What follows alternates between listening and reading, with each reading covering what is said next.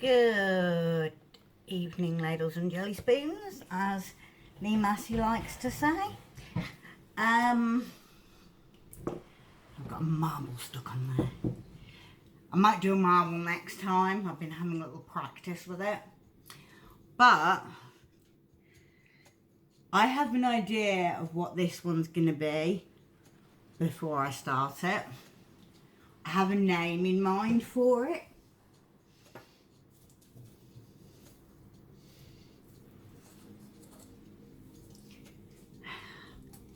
So, oh, that's my base coat. I'm going to bring these out one by one because hopefully you can now see them all. This is Deco Art Berry and it's beautiful. I don't like pink, but whoa, that's pretty. And also in the line of, to be fair, I probably dislike this more. Though with the amount of white there is in it, at this point it's more cream than pink.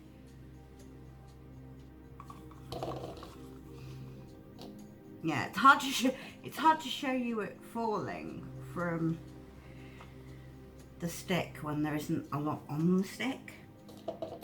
But yeah, it's a super pale pink. It's literally just something to put in between the colours. But I think I'm only going to use it once. So, and yes, it has made its triumphant return, the super dark purple. Because I love this colour, I love this colour. But when they're together, I just think it's so goddamn pretty. It just, gets me. Right, put them right there. No point putting the hats back on at this point. And next, we have our blue. I actually kind of wish, I'm quite tempted to put some more light blue in that the second time I try something with these, because I'd quite like that to be brighter. Then we have our lovely luscious gold, which we always adore, which is gold and satin enamel and a little bit of 24 karat gold. The regular gold is just a Baker Ross standard gold, metallic. I think it's called metallic luster. This is a concocted red. At this point, I couldn't even tell you what's in it, but a few things. Oh, and this one is a combination between a metallic pink and a silver, which has turned into a really almost lilac colour. But it was Baker Ross silver and I should quickly remember. Oh, metallic pink was De La Ross, I believe. Right, I think we're ready to start layering. I'm not going to use that cup, I'm going to use this cup. You might think it's crazy, but I actually know that I do smaller layers in this cup because it's a smaller cup, which is really weird but very true.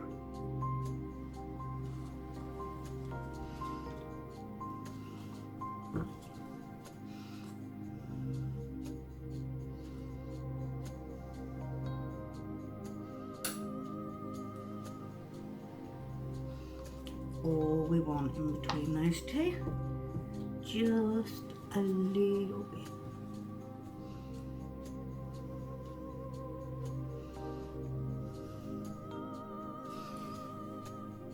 A bit more than that. It's winning. I'm holding it so you can see how much I'm putting in, but it makes it difficult for me to see how much I'm putting in.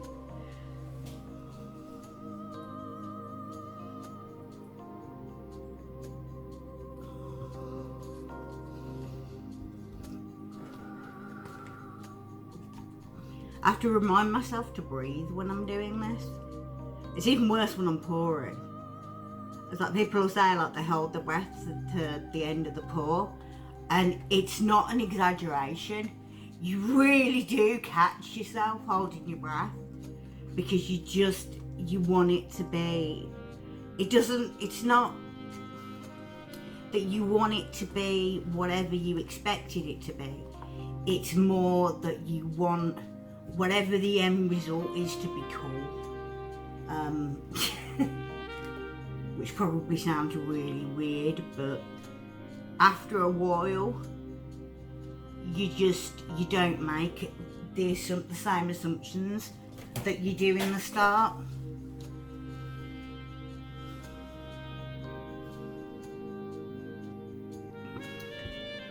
Because you're just less, you've learned a lot. It's really hard to explain.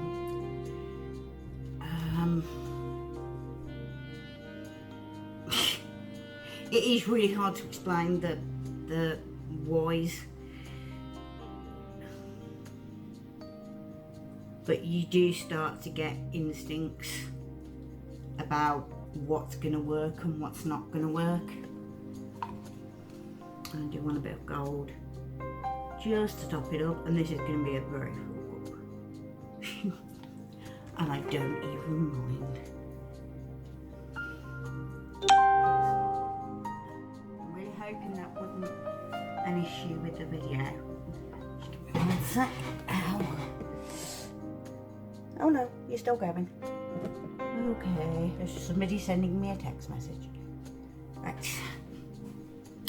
Right, now we're going to do base coat. Just going to give it one last stir.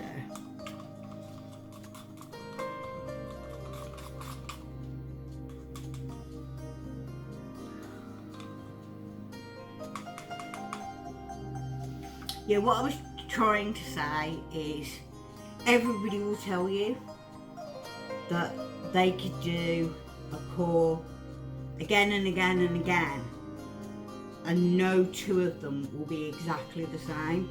Even if you pour it the same way, you put the same amount in, you hold it from the same height, it will not do the same thing twice. It's weird because you'd think at some point there'd be some repetition, but it never falls exactly the same. You always get a slightly different picture every time you pour. And like people who've been doing it for years, like trying new combinations for things, even if it's just the same technique but with slightly different colours, or adding something new to the technique, expanding it. I mean, things like a ring pour or a straight pour, do them into your shovel, it's then a dustpan pour. Move as you go with them, it's then a wandering pour. You can roll a marble through them. You can wreck them. There's so many different techniques out there. There's Dutch pours, which I do occasionally. There's so many different ones. There's string pulls, chain pulls. Like I said, it's such a big field that you will still find new things. What I'm gonna do is I'm just gonna, this may look really weird, but I'm gonna take that in a circle, because you pretty much never get cells in the middle. So what I was thinking is, if I try and aim my pour into the middle, deep breath.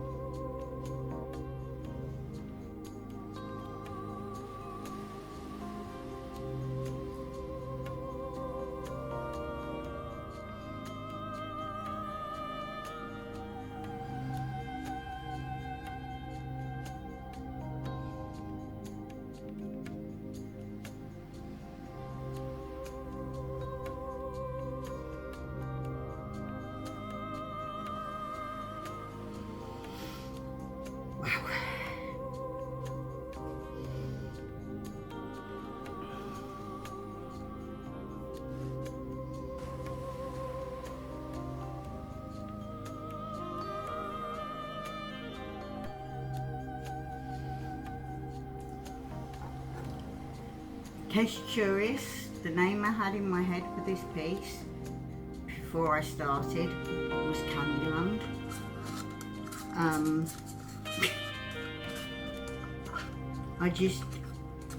I think it was something to do with the way the last one came out, and I knew what I wanted to do with it.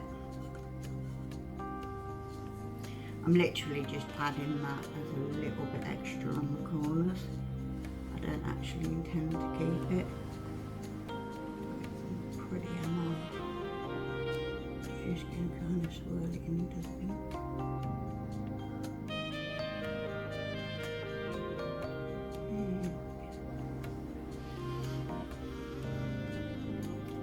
As you saw, I put a little bit extra on the ends because it, honestly, that last little bit on the corners, you can lose so much pattern, and I think that's kind of gorgeous. I don't want to lose too much, but I do want to open it up, so I think we're kind of going to have to let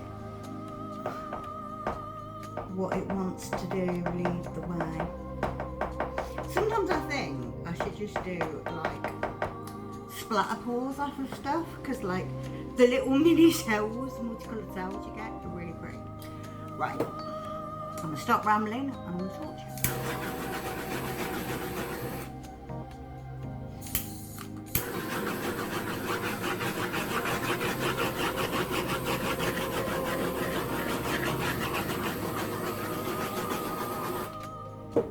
Right,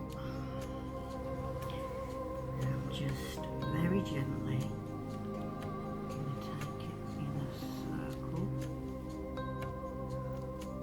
I thought it might go over that gold, but it doesn't look like it's going to. Maybe should have put some gold in the middle. Oh well. Ooh, that was too much, wasn't it? Dumbass.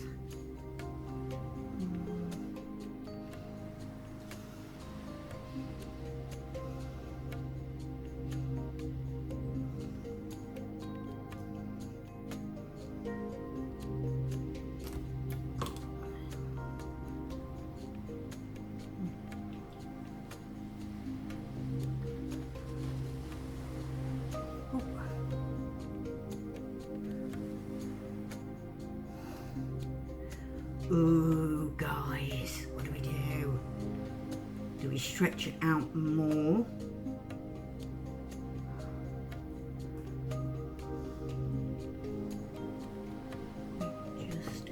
I'm just going to move it back and forth and see if anything particularly amazing develops.